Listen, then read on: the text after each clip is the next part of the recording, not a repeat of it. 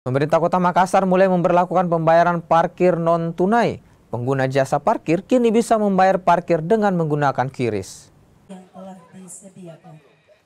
Sistem pembayaran parkir di Makassar KNIP diperluas. Pengguna jasa parkir punya banyak pilihan untuk membayar parkir tanpa cash alias non-tunai.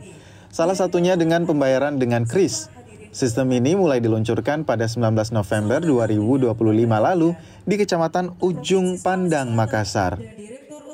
Pembayaran dengan QRIS diharapkan lebih memudahkan masyarakat.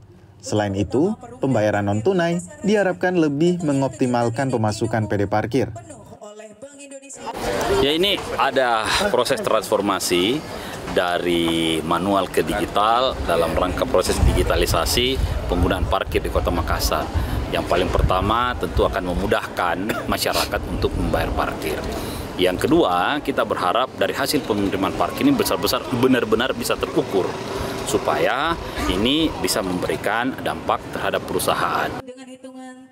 Untuk memastikan keamanan, para juru parkir akan diberi pendampingan dari Bank Indonesia dan bank lainnya. Edukasi akan diberikan agar tidak merugikan warga. Ayo, ini kan namanya sudah istilahnya sudah digitalisasi ya, mau tidak mau harus.